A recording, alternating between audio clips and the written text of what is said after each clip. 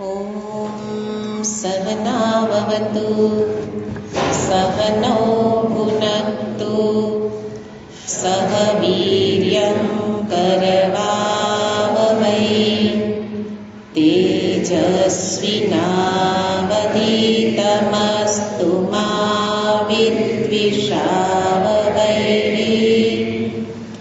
ॐ शान्ति शान्ति शान्तिः।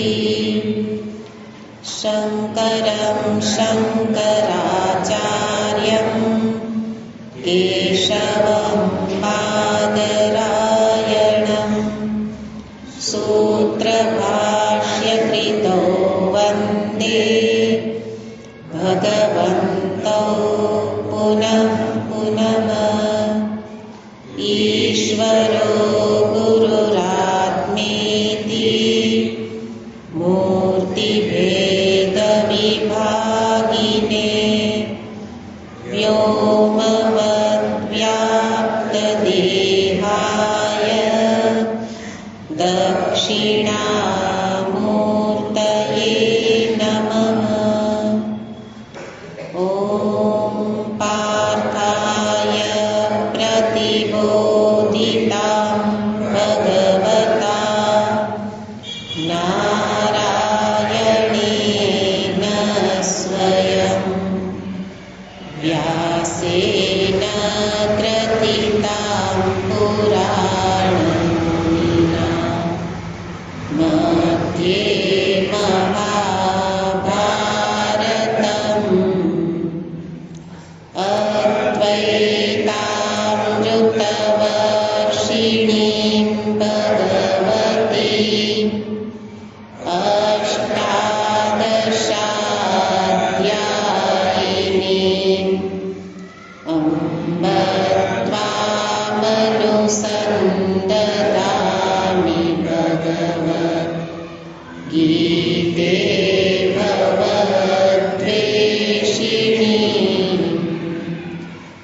यं ब्रह्मा वरुणेन्द्ररुद्रमरुतः स्तुवन्ति दिव्यैस्तवैः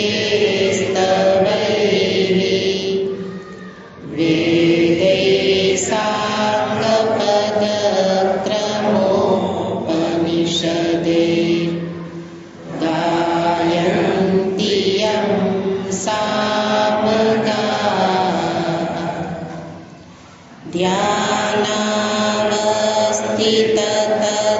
ध्यानावस्थिततद्गतेन मनसा पश्यन्ति यं योगिनो यस्यान्तं न विदुःसुरासुरगणा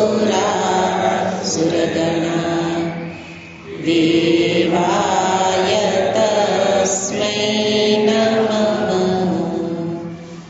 यस्यान्तं न विदुःसुरासुरगणा देवाय तस्मै नमः।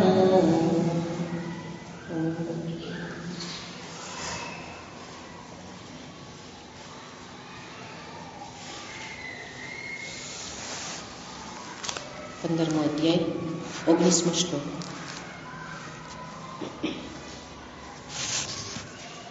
श्रीभगवानुवाच यो मामेवमसम्मूढो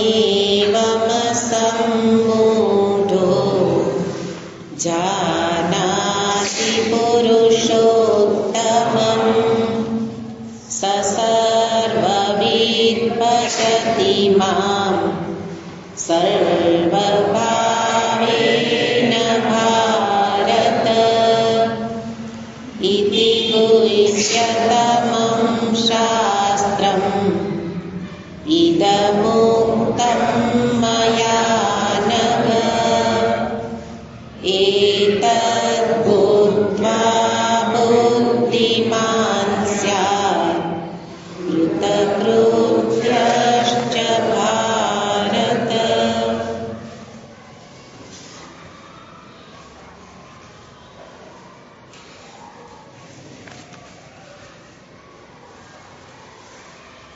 આગળથી ભગવાન પોતાના વાસ્તવિક સ્વરૂપને અહીંયા ઓળખાવી અને હવે એનો ઉપસંહાર કરે છે. અને વાસ્તવિક સ્વરૂપ છે પુરુષોત્તમ સ્વરૂપ.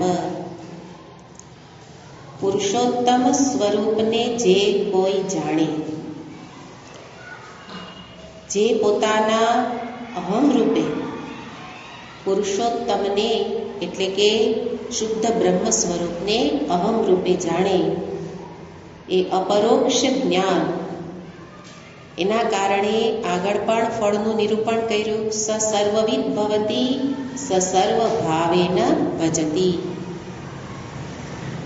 આ રીતે અહમ રૂપે અપરોક્ષ જ્ઞાન ધરાવનાર જ્ઞાની પુરુષ એ આ ફળને પામે છે. એટલે એનું દર્શન બતાવ્યું કે એને સર્વરૂપે પરમાત્માનું દર્શન થાય છે. પણ આપણે જાણીએ છીએ કે બોલવાનું સરળ છે, એટલે જ ભગવાને પાછા સ્વયં પોતે જ કહેતા હોય, બહુનામ જન્મનામંતે જ્ઞાનવાનમાં પ્રપદ્યતે વાસુદેવ સર્વમિતિ સ મહાત્મા સુદુર્લભ. આ જ્ઞાનવાન મહાત્મા એ અત્યંત દુર્લભ છે. ક્યાં જ્ઞાનવાન? વાસુદેવ સર્વમિતિ ઇતિ જ્ઞાનમ. આવું જ્ઞાન જેને છે કે સર્વ કંઈ વાસુદેવ જ છે, એ જ્ઞાનવાળા અત્યંત દુર્લભ છે. અને એટલે અહીંયા બતાવ્યું કે ભગવાન કહે છે કે મામ સર્વમ જાનંતી. ઘણા બધા મને જાણે છે, બધા મને જાણે છે, કિંતુ પુરુષોત્તમ રૂપેણ ન જાનંતી. એવમ ન જાનંતી. એવમનો અર્થ આપણે જોયો તો પુરુષોત્તમ સ્વરૂપે બધા મને જાણતા નથી. અને એટલે ભગવાન ઈચ્છે છે કે પોતાને કે પોતે જે વાસ્તવિક સ્વરૂપથી પુરુષોત્તમ છે એ સ્વરૂપે જાણે. જાણે એટલે એ પ્રકારનું દર્શન કરે.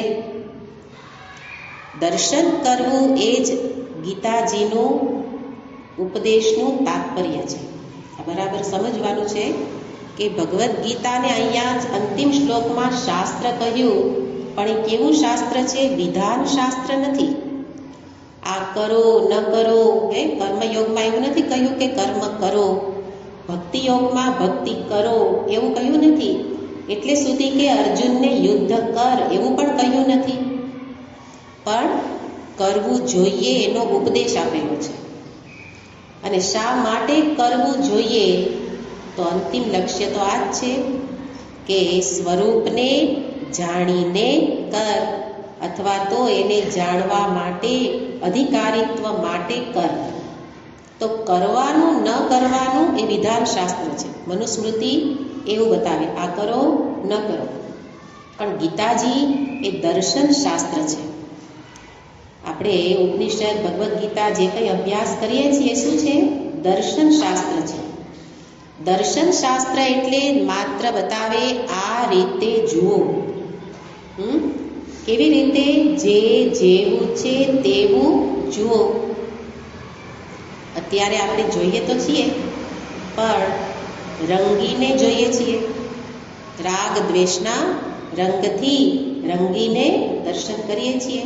તો દર્શન શાસ્ત્ર મને બતાવે છે આ રીતે દર્શન કરો. તો એ દર્શન શાસ્ત્ર ગીતા શાસ્ત્ર છે. અને એમાં ભગવાને વાસ્તવિક દર્શનને બતાવ્યું કે અહમ રૂપે મારો અનુભવ કર. પણ ફરી ભગવાન એ શ્રોતાના અધિકારીત્વને બતાવતા શબ્દ પ્રયોગ કર્યો. આગળ જેને ભારત કહ્યું હતું એને કહ્યું કે ભારત થવા માટે હજી એક અધિકારીત્વ જરૂર પડશે. અનઘ થશે તો ભારત થશે. ભારત એટલે ભા વિદ્યા બ્રહ્મ વિદ્યાયામ રતઃ. ચિત્ત બ્રહ્મ વિદ્યામાં જ રમણ કરે ભારત. પણ બ્રહ્મ વિદ્યામાં રમણ કરવા માટે જરૂરી શું છે? અનઘ થવાની. એટલે નિષ્પાપ થવું પડે. ગયા વખતે નિષ્પાપ થવા માટે વિચાર કરેલો હતો કે વ્યવહાર કાળે નિષ્કામ બનવું. નિષ્પાપ થવા માટે વ્યવહાર કાળે નિષ્કામ બનવું. નિષ્કામ કર્મનું મહાત્મ્ય છે.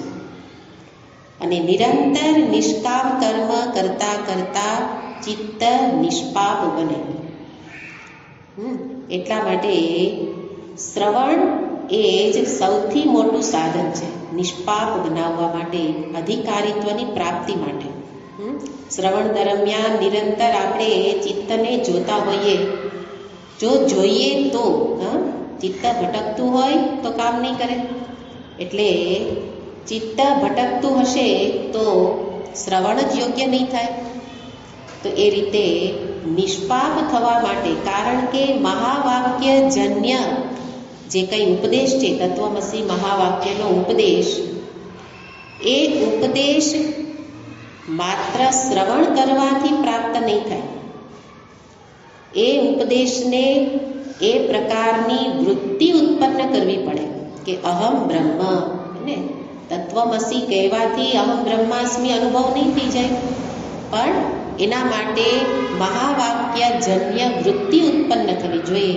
અને વૃત્તિ જ્યાં ઉત્પન્ન થવાની છે એ ચિત્ત, એ મન, એ નિષ્પાપ હોવું જોઈએ.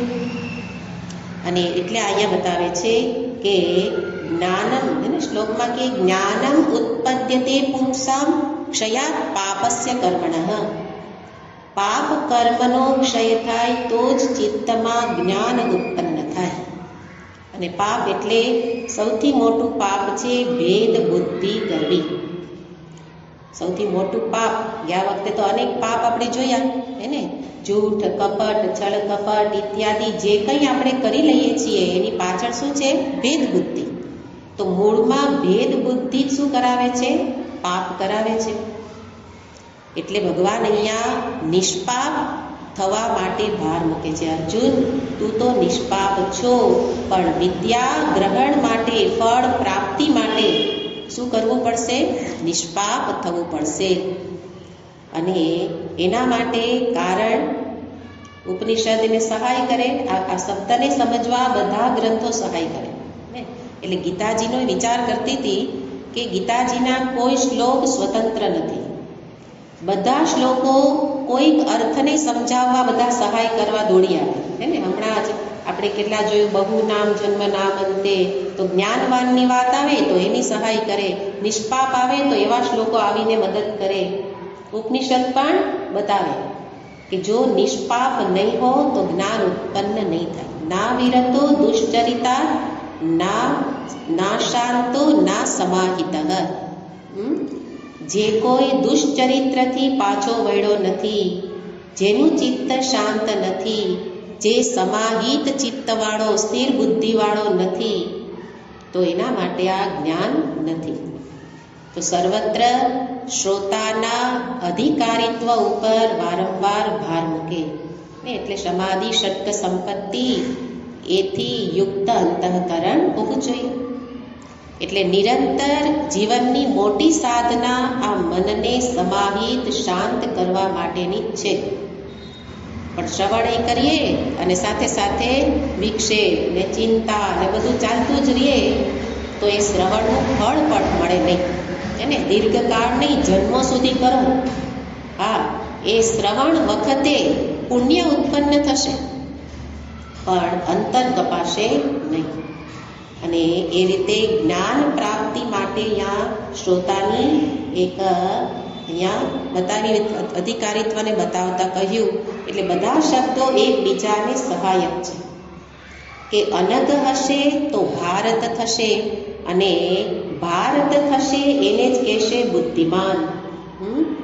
એને શું કહેવાય? બુદ્ધિમાન. ભગવાન અહીંયા કહે છે સબુદ્ધિમાન મનુષ્યેષુ. મનુષ્ય તો ઘણા છે પણ એની અંદર બુદ્ધિમાન કોણ છે? જે ભારત છે. ભારત કોણ છે? જે અનગ છે. એટલે અનેક મનુષ્યોમાંથી કેટલાક મનુષ્યોને જ જુદા પાડીને ભગવાન બતાવે છે. કારણ કે આ વિદ્યા, આગળ જ કહ્યું, ગુહ્યતમ. આ વિદ્યા અત્યંત ગોપનીય છે, રહસ્યમય છે. ને એટલે જાતે જાતે જાણી લઈએ તો રહસ્ય કહેવાય જ નહીં. રહસ્ય કોને કહેવાય? જે મને કોક બતાવે એને રહસ્ય કહેવાય. ભગવાન એ કહે છે ને રહસ્યમય ગુહ્યતમ, તો રહસ્ય એને કહેવાય જે બીજા મને બતાવે તો જાણી શકાય. જાદુગર છે, જાદુગર શું કરે? જાદુના ખેલ બતાવે અને આપણે રહસ્યને જાણી ન શકીએ. આપણે તો માત્ર એના ખેલ જોઈ લઈએ, પણ ખબર ન પડી કે એ જાદુગરે આવું તે શું કર્યું. ટ્રીક શોધવી પડશે હે ને, કે જાદુગર શું કરે છે. પણ એના માટે ફરી કોની શરણે જવું પડે? જાદુગરની. કારણ કે એ રહસ્યની વાત છે. રહસ્ય જે જાણતો હોય એ જ બતાવી શકે. હું જાતે જાણી લઉં એને રહસ્ય કહેવાય જ નહીં. ને એટલે જ કહેવાય બુદ્ધિ પરથી પડદો ગુરુ હટાવે નહીં ત્યાં સુધી તત્વને જાણી શકાય નહીં. અંતરમાં જ બેઠેલ છે, પ્રગટ છે, પણ એને જાણવા માટે ઉપર આવરણ છે. અને આવરણ છે એટલે જ કહ્યું ગુહ્યતમ. કારણ કે જે કંઈ આખી ચર્ચા કરવામાં આવી એની અંદર આ ગુહ્યતમ કેમ રહી ગયેલું? તત્વ કેમ ગુહ્યતમ છે? કારણ કે જે તત્વમ અસી હે ને, આખો ઉપદેશ તો એનો જ છે. તો એમાં મુખ્ય વસ્તુ છે ત્વમ, જીવ. એ જીવને પોતાના સ્વરૂપનું શોધન કરવાની એનું ઘણું બધું કઠિન છે. કઠિન છે માટે ગુહ્યતમ લાગે છે. જે તો સર્વને ઉપલબ્ધ ચૈતન્ય સિવાય તો કંઈ છે જ નહીં. છતાં પણ દેહાદી ઉપર મારી દ્રષ્ટિ છે. જ્યાં સુધી દેહથી લઈ અહંકાર પર્યંત હું મને હું માનું છું ત્યાં સુધી મારા માટે શું રહેશે? પરમાત્મા ગુહ્યતમ. એટલે કઠિનતા કઈ છે? દેહાત્મ ભાવ. દેહાત્મ ભાવ હોવાથી હું જ ચૈતન્ય હોવા છતાં પણ જાણી શકાતું નથી. એટલે જરૂરી છે એ જ દેહાત્મ ભાવ હોય એમાં જ શું કરી લઉં? દુઃખનું દર્શન, વૈરાગ્ય. દેહ હું છું, માનું છું ભલે, પણ વિચાર કરીને જોઉં કે દેહથી લઈ સર્વ ઉપાધિમાં શું છે? સર્વત્ર દુઃખ જ રહેલું છે. તો દુઃખનું દર્શન કરું તો મન એમાંથી બહાર નીકળે. વૈરાગ્ય પ્રાપ્ત એટલે મન એમાંથી બહાર નીકળે. ત્યારે એનાથી અતીત, પરમાત્મા તો કેવા છે? ઉપાધિથી અતીત, ક્ષર અક્ષરથી અતીત છે. ત્યારે અતીત પરમાત્માને પામી શકાય. એટલે અહીંયા ભગવાન એને ગુહ્યતમ શાસ્ત્રમ કહ્યું. અને એ ગુહ્યતમને જે પામી ગયો, કઠિન હોવા છતાં પણ આપણે કહ્યું હતું કઠિન છે પણ અશક્ય નથી, અસંભવ નથી. તો કઠિન છે, પાછળ પડી જાય, સાધના કરે તો પ્રાપ્ત કરે જ છે. અને જેણે પ્રાપ્ત કર્યું એને અહીંયા શું કહે છે? સબુદ્ધિમાન. અહીંયા જોવાનું છે કે બુદ્ધિમાન શબ્દ છે એમાં બુદ્ધિમાન, માન એટલે મતું પ્રત્યય, એનાથી યુક્ત હોવું, બુદ્ધિવાળો. બુદ્ધિમાન એટલે બુદ્ધિવાળો. આપણે જનરલી શું કહેતા હોઈએ? જે ખૂબ ભણે, ખૂબ યાદ રહે એને આપણે શું કહીએ? બહુ બુદ્ધિવાળો છે. પણ અધ્યાત્મ જગતમાં એને મૂઢ કહેવામાં આવે છે. કેમ? કારણ કે ભગવાને જે પ્રયોજનથી મને બુદ્ધિ આપી હતી, બુદ્ધિ શેના માટે આપી હતી? એ જ પરમાત્માને જાણવા માટે, એ પરમાત્માની પ્રાપ્તિ માટે બુદ્ધિ આપી હતી. પણ એમાં જ ઉપયોગ ન કર્યો તો શાસ્ત્ર શું કે? સમૂઢ, બરાબર ને? સમૂઢ છે. પણ બુદ્ધિમાન એટલે જે માટે, જે પ્રયોજનથી બુદ્ધિ આપેલી એ બુદ્ધિનો ઉપયોગ એ દિશામાં જેણે કર્યો. એટલે કર્મ કરે ત્યારે પણ એને સ્મરણ છે કે એ કર્મ શાના માટે છે. જીવનભર એને સમગ્ર દિશાનું, માર્ગનું ચિત્ર સ્પષ્ટ છે અને લક્ષ્ય સુધી પહોંચવાની તત્પરતા છે. એ સાચો બુદ્ધિમાન છે.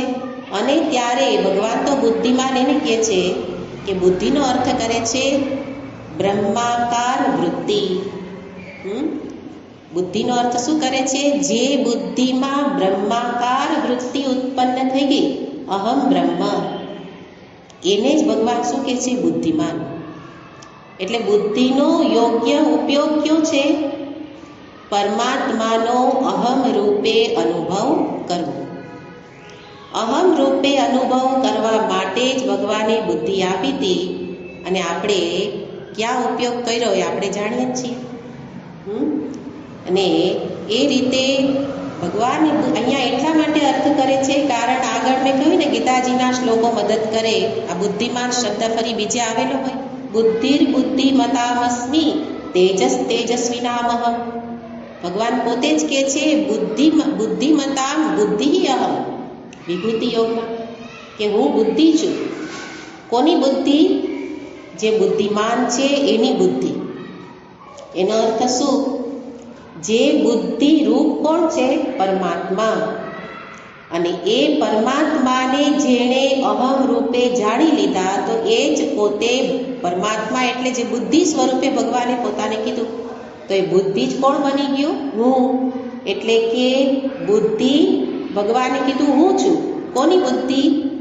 આ જે બુદ્ધિવાળો છે, વાસ્તવિક બુદ્ધિમાન, તો એ ભગવાનની બુદ્ધિ અને જ્ઞાનીની બુદ્ધિમાં પછી કોઈ ભેદ રહેતો નથી. કારણ કે જે જ્ઞાન ભગવાનની બુદ્ધિમાં છે એ જ જ્ઞાન જ્ઞાનીની બુદ્ધિમાં છે. ભગવાન જાણે છે સ્વરૂપથી હું કોણ છું, અને બુદ્ધિમાન એટલે જ્ઞાની પુરુષ, બુદ્ધિમાનનો અર્થ જ્ઞાની પુરુષ પણ જાણે છે હું કોણ છું. તો એવી રીતે અહીંયા બતાવે છે કે જેણે બુદ્ધિનો ઉપયોગ કર્યો એ બુદ્ધિમાન. અને બુદ્ધિનો ઉપયોગ કયો છે ને, તો સૌથી અઘરો શ્લોક ગીતાજીનો, ત્યાં પણ આ શબ્દ જ છે, કર્મણ્ય કર્મયઃ પશ્યેત અકર્મણિ ચ કર્મયઃ સ બુદ્ધિમાન છે ને. ગીતાજીના શ્લોકો બધા એકબીજાને કહ્યું ને સહાય કરે. અહીંયા બુદ્ધિમાન કહ્યું, અર્થ બીજે આપી દીધો. સબુદ્ધિમાન એટલે આ પ્રકારના વિચારસરણી વાળો, આ પ્રકારની સમજદારી વાળો, એને કહેવાનું બુદ્ધિમાન. અને અહીંયા ભગવાને ફળ રૂપે બતાવ્યું, એ બુદ્ધિમાન થાય છે. બુદ્ધિમાન થાય છે એટલે શું? તો કે એનું આવું દર્શન છે. આગળ જ કહ્યું કે દર્શનમાં પરિવર્તન થતું જશે, એમ મૂઢમાંથી બુદ્ધિમાન થતો જશે. તો ત્યાં શું કહ્યું? કર્મણી અકર્મ, અકર્મણી કર્મ. આપણે ત્યાં વિસ્તારથી જોયું હતું કે જે સર્વ કંઈ પરમાત્મ તત્વ છે, એમાં શું જોવે છે? અનાત્માનું દર્શન. અનાત્મામાં આત્મા, આત્મામાં અનાત્મા. આપણે વિપરીત દર્શન કરીએ છીએ. પણ જેનું વાસ્તવિક દર્શન છે એટલે શું? આત્મામાં આત્માનું દર્શન, અનાત્મામાં અનાત્માનું દર્શન. ઉપાધિની વિનાશિતાને જાણે છે અને આત્મતત્વની શાશ્વતતાને જે જાણે છે. એટલે જેણે બંનેને તદ્દન ભિન્ન રૂપે જોયા છે એ બુદ્ધિમાન. અને એ રીતે આ બુદ્ધિમાન હોવું એ અહીંયા શું કહે છે? ફળ છે. કોનું ફળ? જો નિષ્પાપ થઈશ તો ચિત્ત બ્રહ્મ વિદ્યામાં રમણ કરશે. કેવી રીતે? અહમ રૂપે. એ જ બ્રહ્મ હું છું, એ પુરુષોત્તમ હું છું. અને એવું જે જાણે એ બુદ્ધિમાન થાય છે. અને બુદ્ધિમાનનો અર્થ વાસ્તવિક દર્શન કરનારો છે, સત્યનું દર્શન કરનારો થાય છે. તો ભગવાન અહીંયા આ શબ્દ પ્રયોગને વધારે ભારપૂર્વક સમજાવે છે કે એ બુદ્ધિમાન છે, કારણ કે એ બુદ્ધિનો સદુપયોગ કરે છે. મોટા ભાગના લોકો બુદ્ધિનો દુરુપયોગ કરી એનામાં આ શક્તિ, બધાની અંદર આ શક્તિ પડેલી જ છે. પોતાના સત્ય સ્વરૂપને જાણવા માટે દરેકની અંદર આ શક્તિ છે, બુદ્ધિમાં શક્તિ છે. પણ જેણે એનો યોગ્ય ઉપયોગ કરી લીધો, શેના માટે? આત્માને જાણવા માટે. નહીં કે ને, આત્માને જાણ્યા વિના રે આ ભવના ફેરા નહીં ટળે રે લોલ. આપણે આ બધી વાતો ગીતા ઉપનિષદની વાતો ભજનમાં ગાઈએ જ છીએ, પણ ગાઈએ ત્યારે પણ પાછા હોઈએ અનાત્મામાં, હે ને? કારણ બુદ્ધિનો એમાં ઉપયોગ જ નથી થતો. તો બુદ્ધિમાન થાય છે. અને એવું કોણ કહે છે? આ બધી વાતો કરે છે કોણ? ભગવાન કે મયા ઉત્તમ, હે ને? એટલે આ જે વાત કરી કે આ શાસ્ત્ર ગુહ્યતમ છે, એ શાસ્ત્રને જાણે, ગુહ્યતમ જ્ઞાનને પામે, એને સાધુ ગુહ્યતમ જ્ઞાન સુનાવું, ભજનમાં એ કહ્યું છે. તો એ સાંભળ્યું, જેણે સાંભળીને ધારણ કર્યું, એ બુદ્ધિમાન થાય છે, એ કૃતકૃત્ય થાય છે. આ ભગવાન કહે છે કે હું કહું છું. એટલે એ શ્લોકમાં કહ્યું મયા ઉત્તમ. શ્લોકમાં શું શબ્દ પ્રયોગ છે? ઇતિ ગુહ્યતમમ શાસ્ત્રમ ઇદમ ઉક્તમ મયા. ઇદમ મયા ઉક્તમ. એ વસ્તુ મહત્વની છે કે આ બધી વાતો તો કરો છો, પણ આ વાત કરી કોણે? આપણે તરત જ કહીએ ને, કોઈક વાત સાંભળીએ એટલે તરત કે કોણે કીધું? આપણે કોણે કીધું એ શબ્દ શું કહે છે? કે જેણે કીધું એ વ્યક્તિમાં મને ભરોસો હશે તો તારી વાત સાચી, હે ને? અને જેણે કીધું એ વ્યક્તિમાં જ ભરોસો નથી, એ હંમેશા જૂઠ જ બોલતો હોય, તો મને એનામાં ભરોસો પડે જ નહીં. એટલે તરત પૂછે એણે કીધું ને, એમાં કંઈ સાચું હોય નહીં. તો જો આપણા મનની અંદર આ વસ્તુ બેઠેલી છે કે કોણે કીધું, એટલે ભગવાન પ્રમાણ આપે છે, મેં કીધું, હે ને? આ વાત હું કહું છું, મારા વડે કહેવાય છે. એટલે કે બ્રહ્મ વિદ્યાનું જે અહીંયા પ્રતિપાદન કર્યું પુરુષોત્તમ રૂપે, અને એને જાણે, એને જે ફળ દર્શાવે છે ભગવાન કે હું જ બતાવું છું. અને એવી રીતે અહીંયા વક્તાનો મહિમા પણ બતાવે છે. આગળ શ્રોતાના અધિકારીત્વને બતાવ્યું અનઘ અને ભારત દ્વારા. અહીંયા વક્તાના મહિમાને કે કોણ કહે છે એ મહત્વનું છે. અને સ્વયં ભગવાન એના મુખેથી કહે છે હું કહું છું, તો હવે આપણે એમાં પ્રમાણની ક્યાં આવશ્યકતા છે? છતાંય આપણને ગીતા શાસ્ત્રમાં કહેલી વાતો એ સત્ય જણાતી નથી. કારણ ભગવાન પોતે વારંવાર કહે છે હું કહું છું, હું કહું છું, એને એનો અર્થ શાસ્ત્રના પ્રણેતા તો હું જ છું. એટલે સ્વયં વેદવ્યાસી મહારાજ પણ કહે, શું કહે? કે આ જે હું કહું છું એ વાસ્તવમાં ભગવાન કહે છે. યા સ્વયં પદ્મનાભસ્ય મુખ પદ્માત વિનિસૃતા. આ ગીતા શાસ્ત્ર એ સ્વયં પદ્મનાભના મુખેથી નિસૃત છે, સરેલી વાણી છે. અને એ પ્રમાણ રૂપે ભગવાન કહે છે.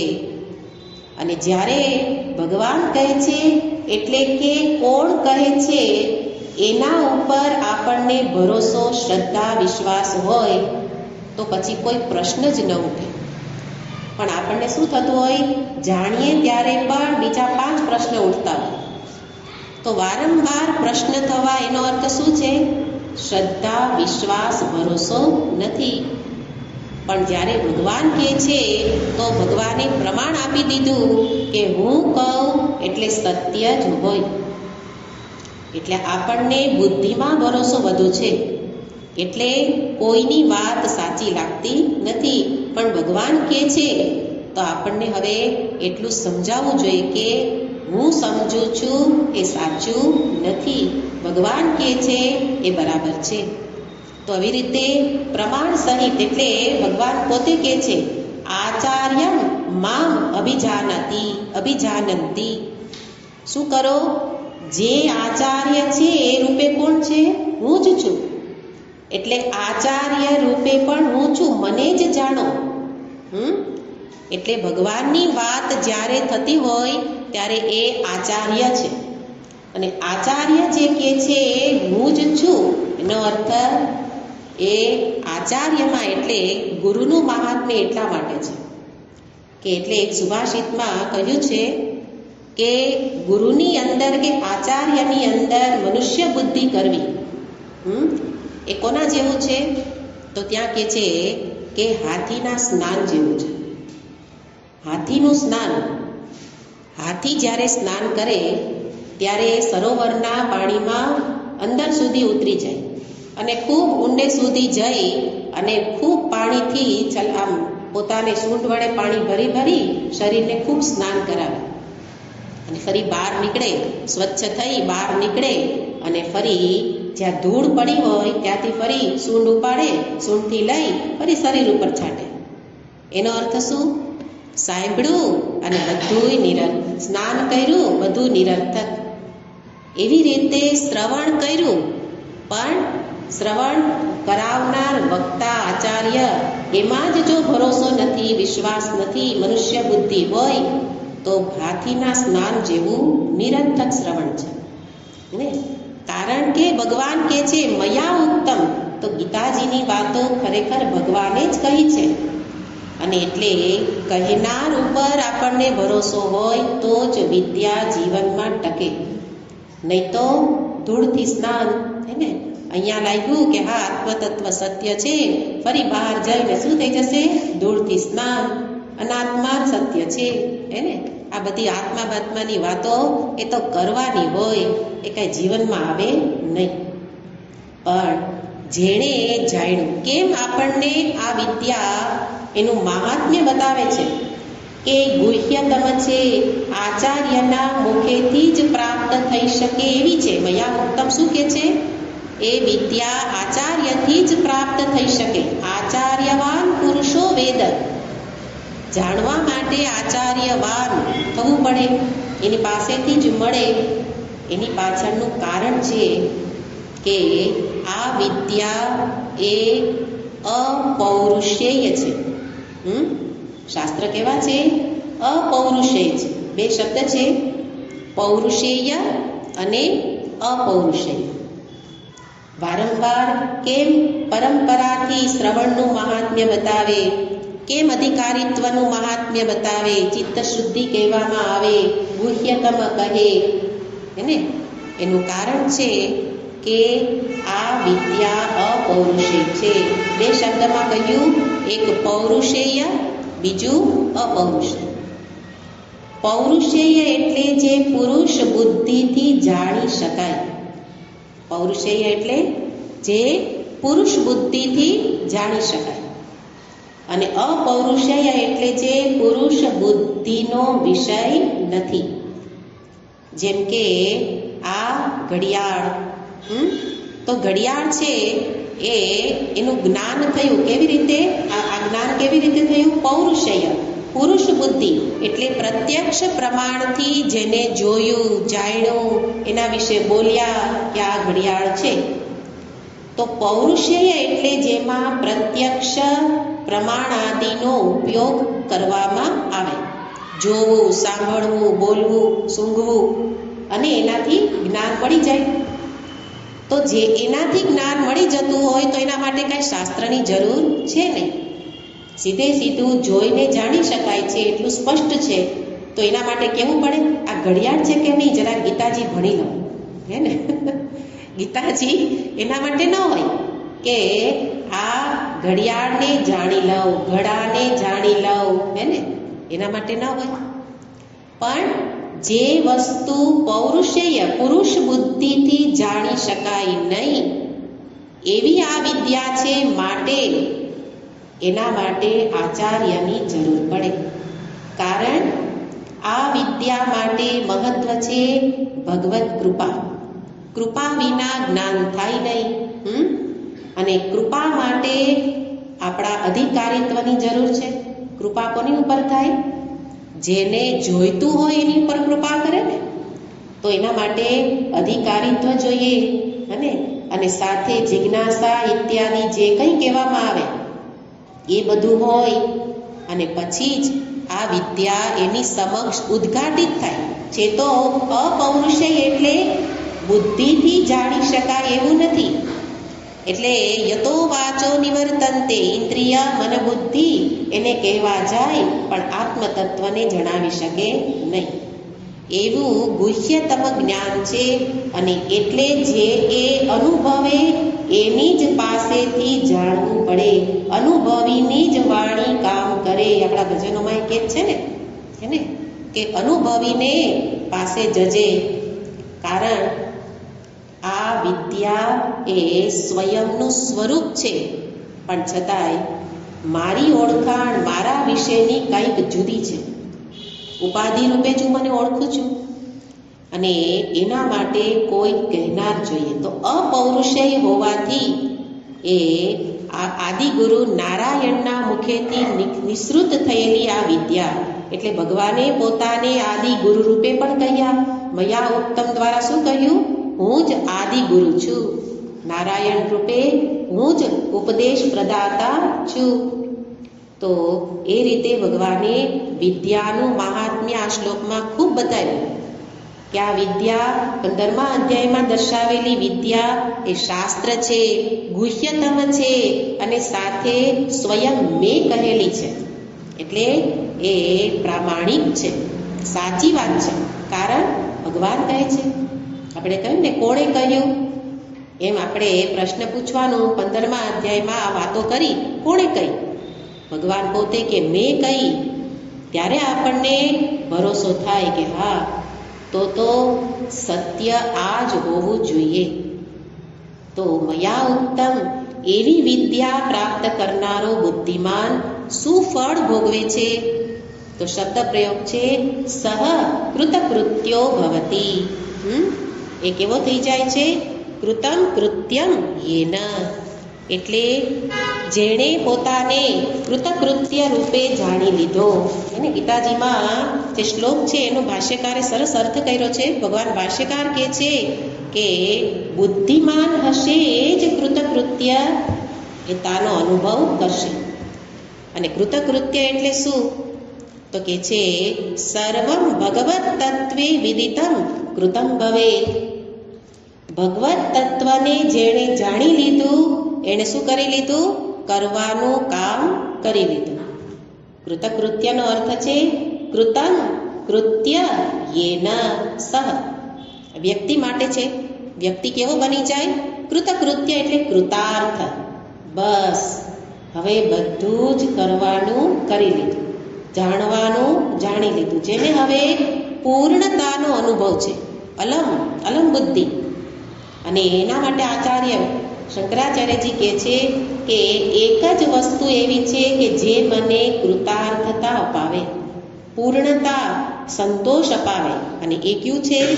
ભગવત તત્વનું જ્ઞાન. ભગવત તત્વના જ્ઞાનથી જ કૃતાર્થતા આવે.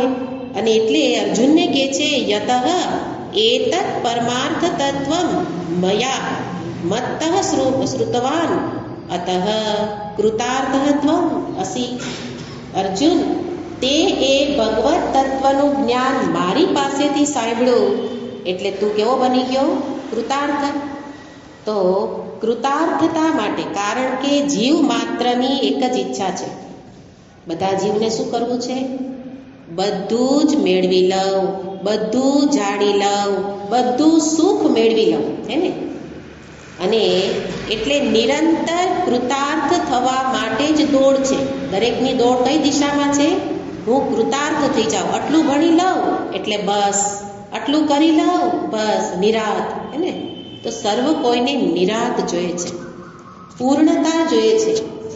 પણ અહીંયા ભગવાન કહે છે એ દિશામાં જાણવાનો પ્રયત્ન નથી કરતા અને ભૌતિક વિદ્યાઓ ખૂબ મેળવી લીધી.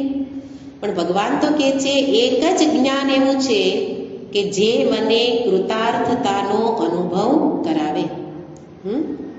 કૃતાર્થતાનો અનુભવ ભગવત તત્વનું જ્ઞાન સિવાય બીજેથી થશે નહીં. કારણ કે બીજે બધે કૃતમ કૃત્ય એટલે કરવાનું કરી લીધું એવો ભાવ થતો જ નથી. બીજે બધે જુઓ, જ્યાં જ્યાં આપણે કંઈ કરીએ છીએ એમાં હજી કંઈ કર્તવ્ય બાકી રહી જ જાય છે. આપણે એમ કહીએ મેં બધાય કર્તવ્ય પૂરા કરી લીધા, પણ કંઈક ખૂટતું હોય, એક ક્ષેત્ર બાકી રહી જાય, બીજામાં આપણે પૂરું કર્યું, બીજું ક્ષેત્ર રહી ગયું. એટલે એક વ્યક્તિ એક જીવનમાં બધા જ કર્તવ્ય પૂરા કરી જ શકે નહીં. આ વાસ્તવિકતા છે, આ સત્ય હકીકત છે. એક વ્યક્તિ એક જ જીવનમાં પોતાને પ્રાપ્ત થયેલા બધા કર્તવ્ય પૂરા કરી જ ન શકે. અને આપણી દોડ કઈ બાજુ છે? આટલા કર્તવ્ય છે પૂરા કરી લઉં પછી સત્સંગ કરીશ. આપણે કહીએ ને એને મેં હજી દીકરાને પરણાવવાનું બાકી છે, દીકરાને પરણાવવાનું કર્તવ્ય કરી લઉં તો આપણે કહે સાચી વાત છે, કરો કરો, કરવું જ જોઈએ. તો કે હા કરી લીધું, થઈ ગયું બરાબર, કર્તવ્ય પૂરું, હવે તો સમય છે. ના ના, એને ઘેરે હજી નાના નાના બાળકો છે ને, એને મોટા તો મારે જ કરવાના ને, એટલે મોટા થઈ જાય અને થોડા મોટા થાય પછી આપણે છૂટા હે ને. પછી તો કે આપણે કહી હા પછી કરજો, હજી મોટા થયા, એને પરણાવવાના બાકી છે હે ને, મારા વિના એ શું કરે, એટલે હજી આટલું કામ બાકી છે.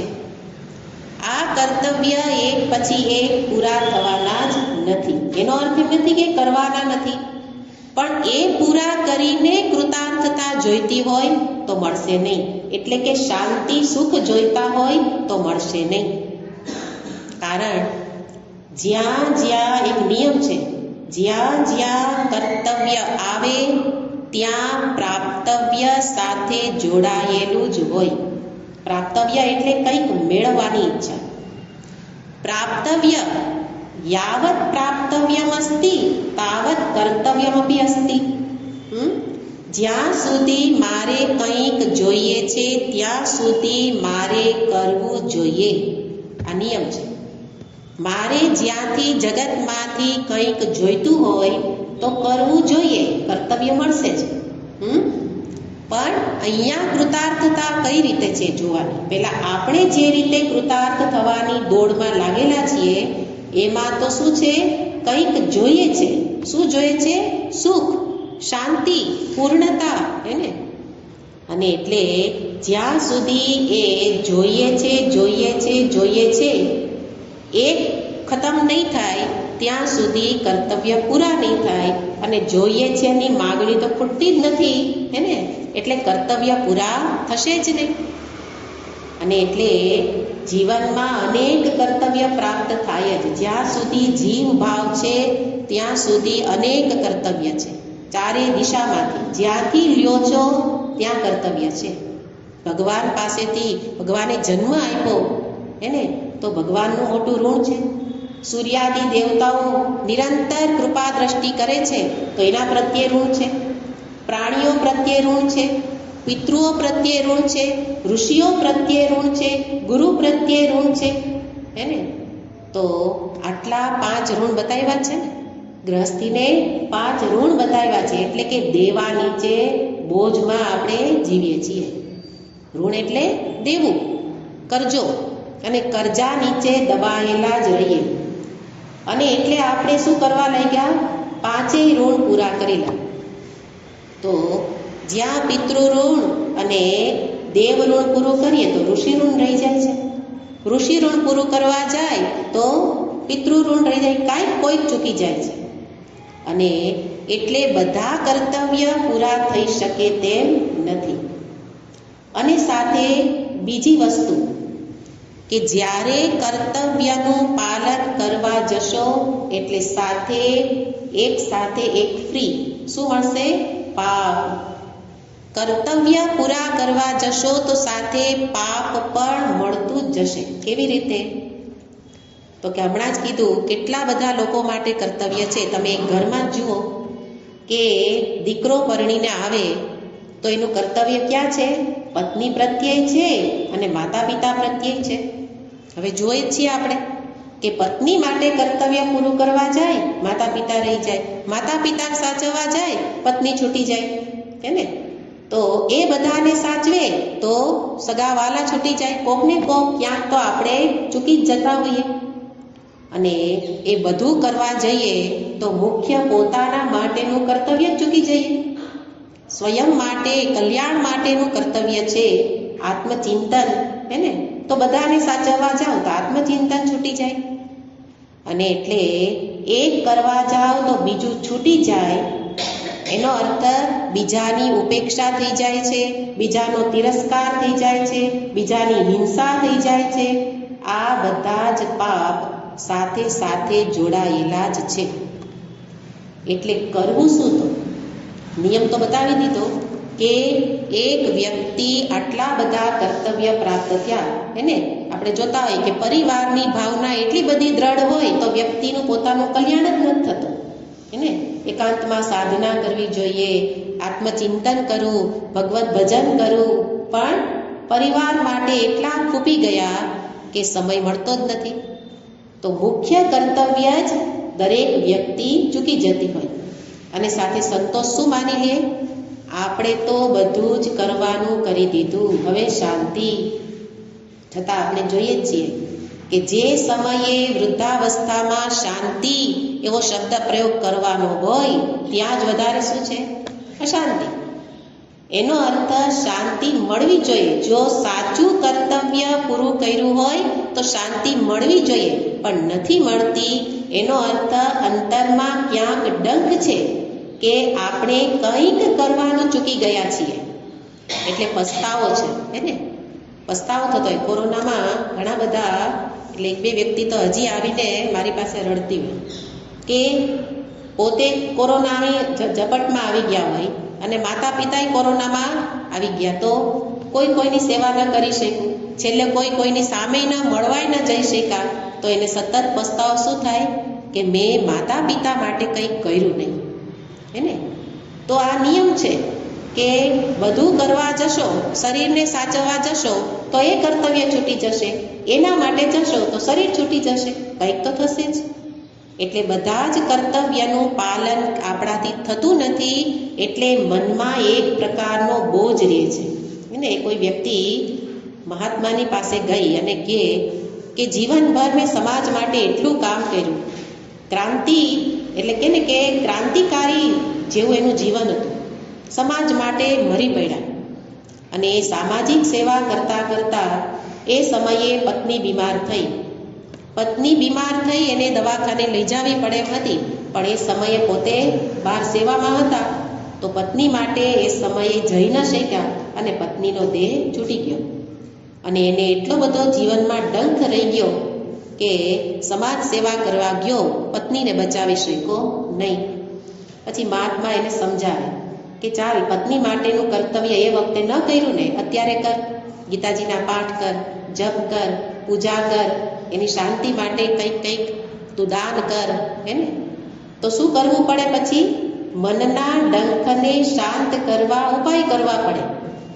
પણ એના કરતાં ભગવાન એક જ યુક્તિ બતાવે છે કે સર્વ કર્તવ્ય સમાજમાં પ્રાપ્ત થાય, દેહથી પ્રાપ્ત થાય, એ એક એક પૂરા ન થઈ શકે તો બુદ્ધિમાન કોણ છે? અહીંયા કીધું ને, બુદ્ધિમાન એ છે કે જે એક કર્તવ્ય એવી રીતે પૂરું કરે જેની અંદર બધા કર્તવ્ય પૂરા થઈ ગયા. સમજી લ્યો.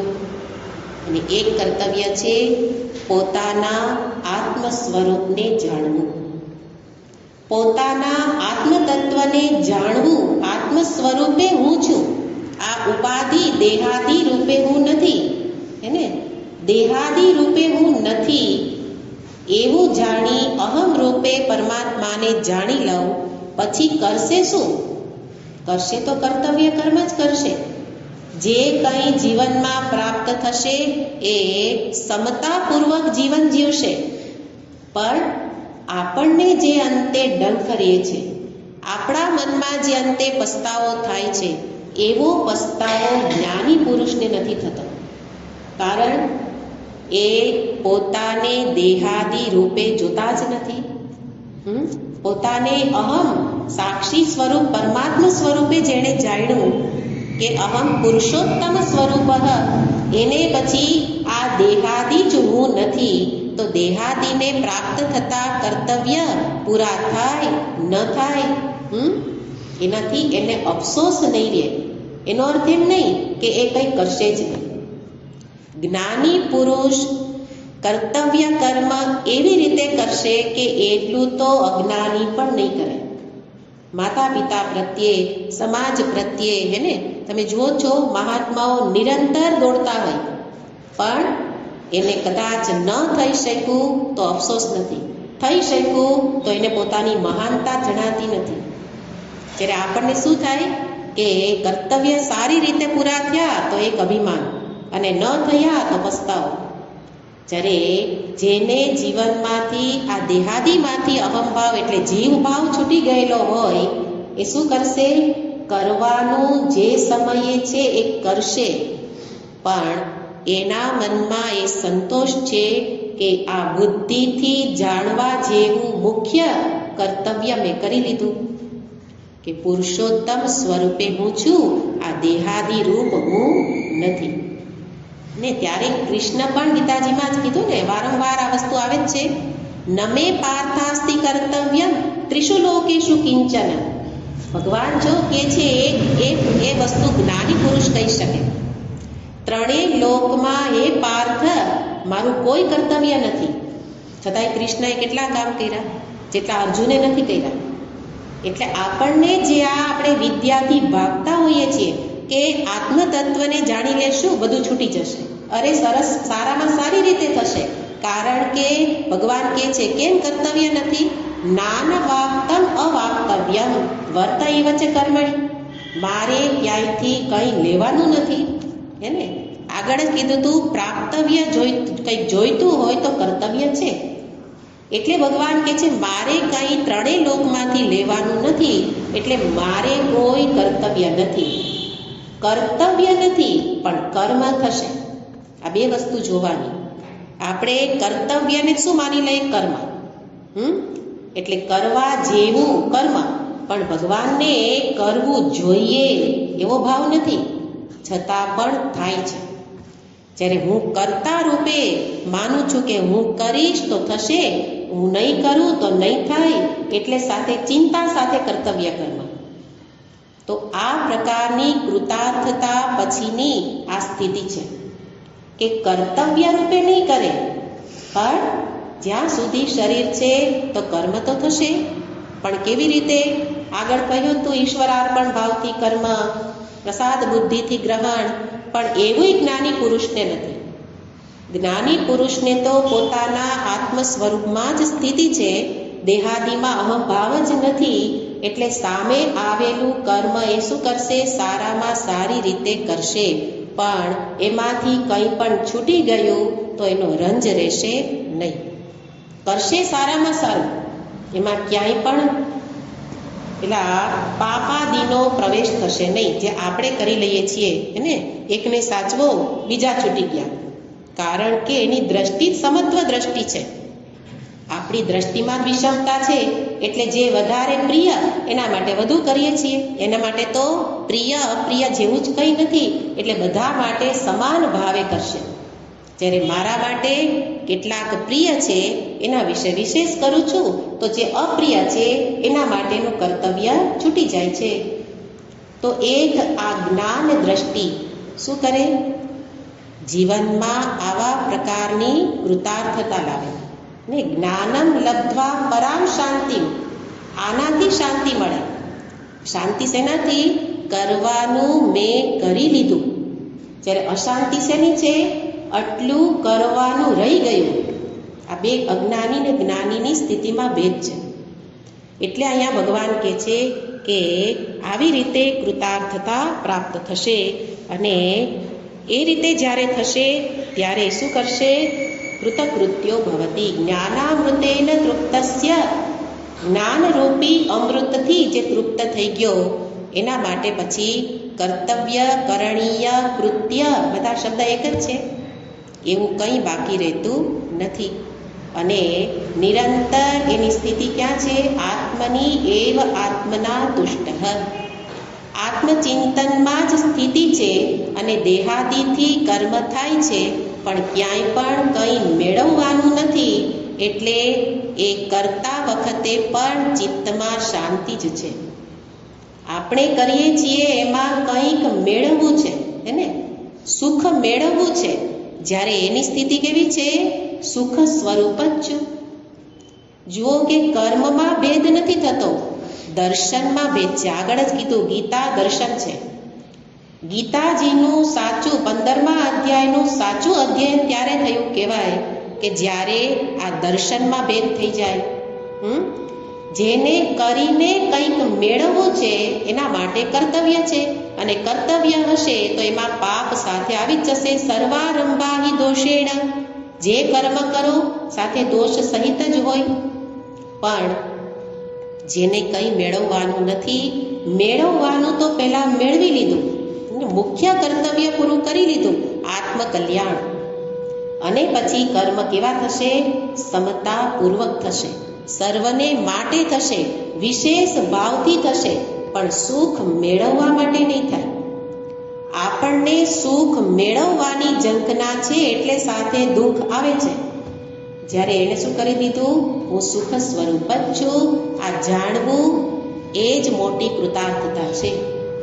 અને એવી કૃતાર્થતા સર્વ જીવ ઈચ્છે છે.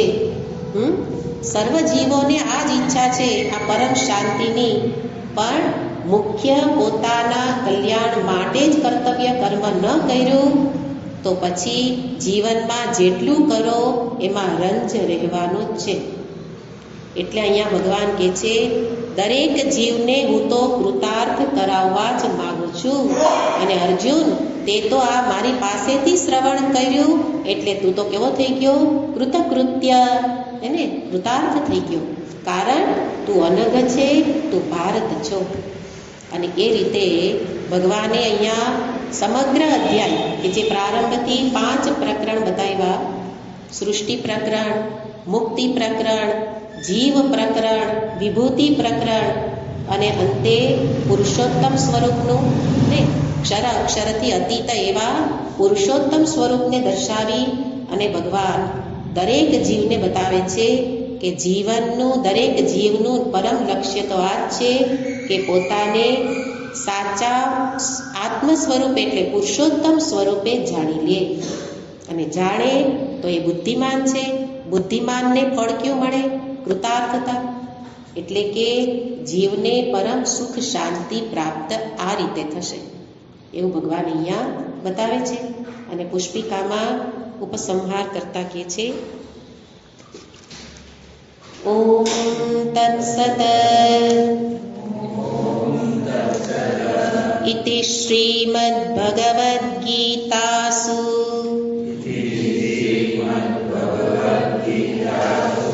ઉપનિષત્સુ બ્રહ્મવિદ્યાયામ યોગશાસ્ત્રે શ્રીકૃષ્ણાર્જુન સંવાદે પુરુષોત્તમ યોગો નામ પંચદશોऽધ્યાયઃ.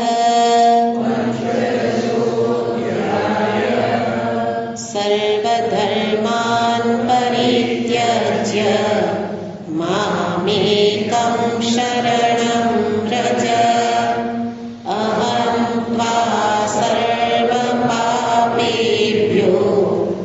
મોક્ષયિષ્યામિ મા શુચઃ. હરિ ઓમ. ઓમ શંકરં શંકરા